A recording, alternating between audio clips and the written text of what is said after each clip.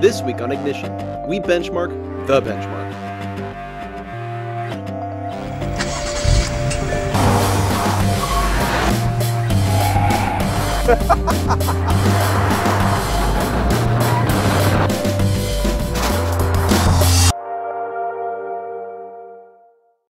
Things don't start well for the new BMW 3 Series. A quick look at the spec sheet reveals that it's larger, longer, and taller. Its steering system now has an electric motor in it. These things throw up giant flags in the mind of the enthusiast, flags that say that this benchmark, that this icon, is growing soft. But on a closer look, you'll find that the 3 Series, though larger, is no heavier. In fact, BMW claims that this car, compared to the last generation, is about 80 pounds lighter with identical options. That steering system, it's engineered by the guys who did the last generation car, and they know a thing or two about good steering. The engine in this 335 is the familiar 300 horsepower turbo straight 6 we already know. Now BMW says the performance hasn't changed. Let's find out if that's the case.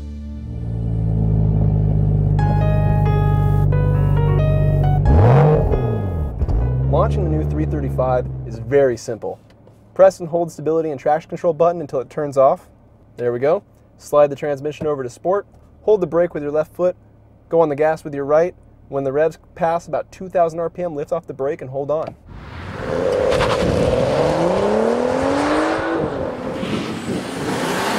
That 8-speed automatic does all the shifting for you at 7,000 RPM, and it shifts quick.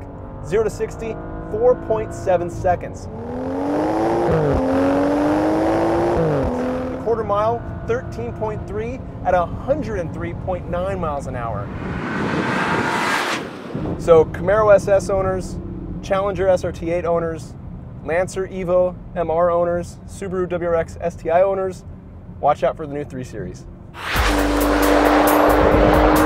All right, now the braking test. We're going about 60 miles an hour right now. Let's see what happens.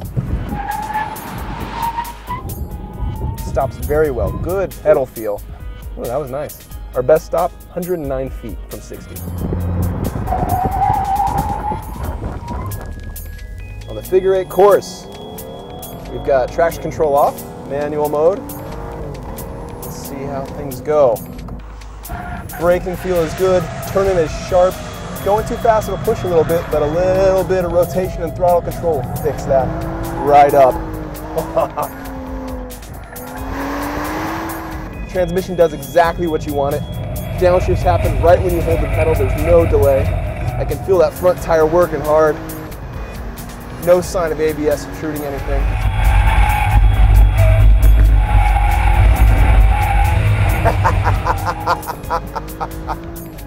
Too much fun, too much fun.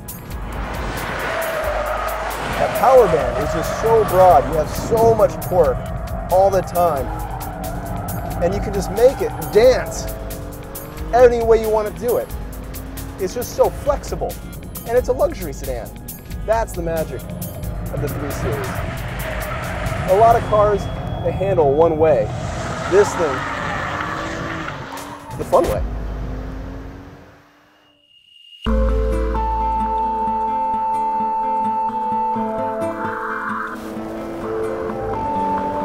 So people often ask me, what makes this car so special? Well, there's 2 reasons for that. And the first one, enthusiasts don't really care about, and that's the business case. This is the most important car BMW makes. It accounts for nearly half of all their sales. In January, in fact, it was 41% of all of BMW's new vehicle sales. That's huge. This car is their breadwinner. The second reason is something enthusiasts care about, and that is this car is fun to drive. It accelerates like a Camaro SS, it brakes like a sports car, and it puts a smile on your face, which is the single most important measure of a car.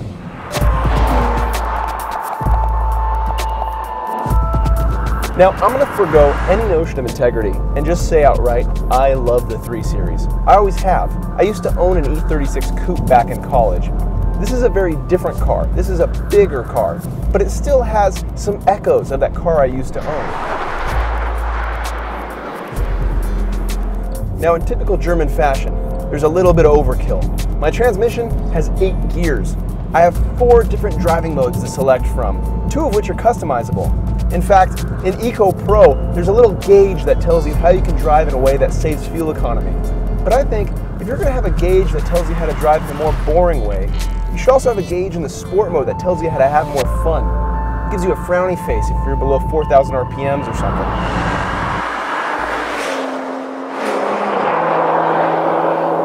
I think there's 2 camps when it comes down to styling. There's a group that'll tell you that this car looks horrific. There's a second group that says this car doesn't look any different than the last generation. I was in the first camp when I first saw the pictures online. I couldn't understand why they would change the shape of the last generation because it looks so good. Now though, seeing it in person, the way those headlights run into the grille, the way the hood curves down over the grille as well, it looks really nice.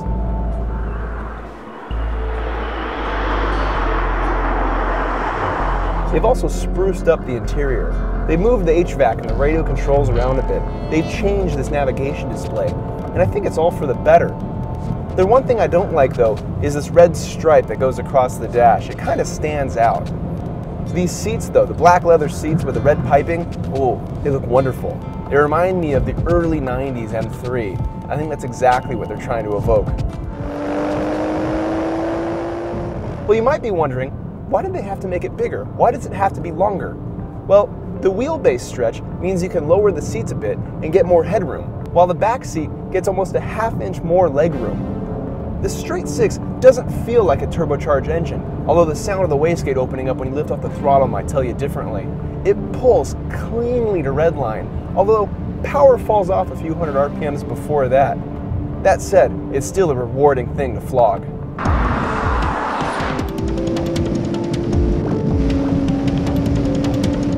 The real genius to these cars is that they're luxury sedans, they're comfortable, but they're also really fun.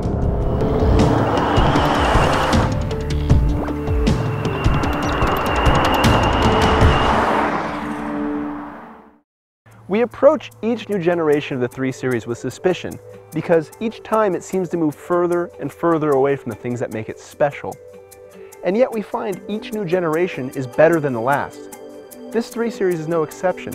It's made some compromises in the name of fuel economy and interior comfort, but they don't dilute the driving satisfaction one bit. They make for a car that's better in different ways.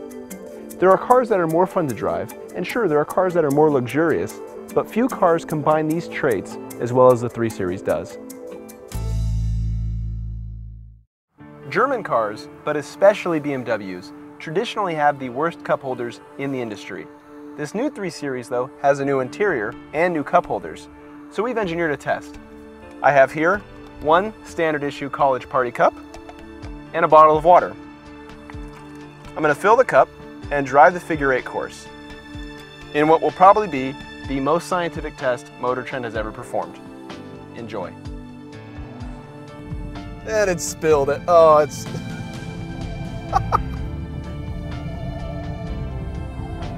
Well, we've lost quite a bit of water by my estimation, proving once and for all that cups full of water during limit handling perform poorly. This has been another epic Motor Trend test.